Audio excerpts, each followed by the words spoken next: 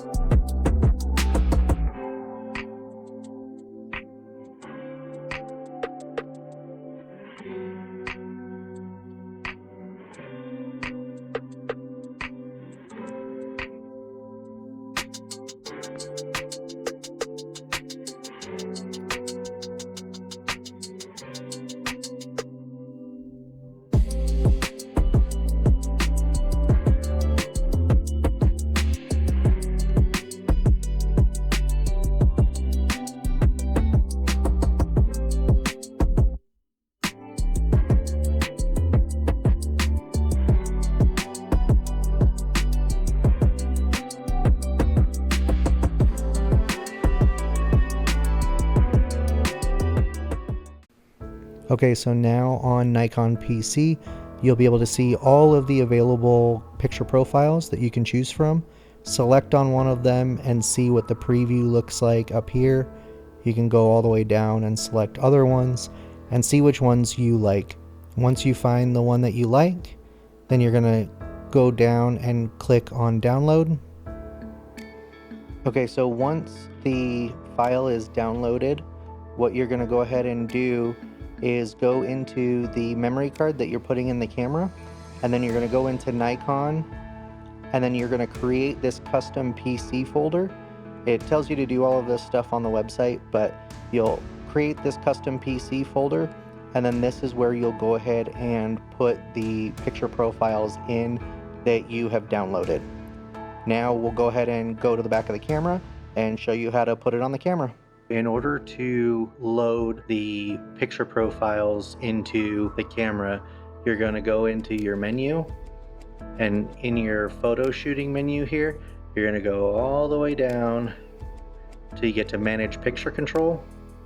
Hit OK. Then you're going to go down to load and save, copy to camera,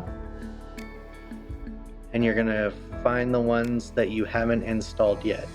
So these are all the ones that I installed already, except for this last one. So the D3 midtone is the one that I just downloaded and put onto this SD card. So I'm going to click on this, and then you're just going to go to the next one that isn't used. So click OK.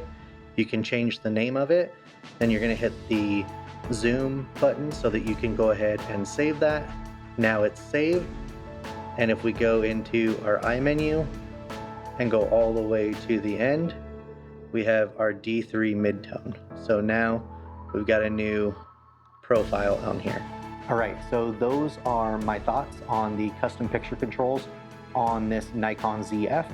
And I hope you guys got something out of this video. If you did, leave a like, comment on here. Let me know which one was your favorite. If you went on to nikonpc.com and looked through those, which ones were your favorite? I am going to be doing a full review of the Nikon ZF, so leave a comment down below what you might like to see in that review. I'm heading to WPPI next week, so if you're there and you see me, say hi, I watched your video. If you're not there, I will be doing a bunch of shooting while I'm there, and the ZF is the only camera that I'm going to be taking. I'll let you know what lenses I take and all of that good stuff. I'll be putting that into a review. So like I said, if you have any questions, leave a comment down below. Subscribe if you want to see more stuff like this. I'd greatly appreciate it. And in the meantime, have a great day. This is Josh with Shua Photography.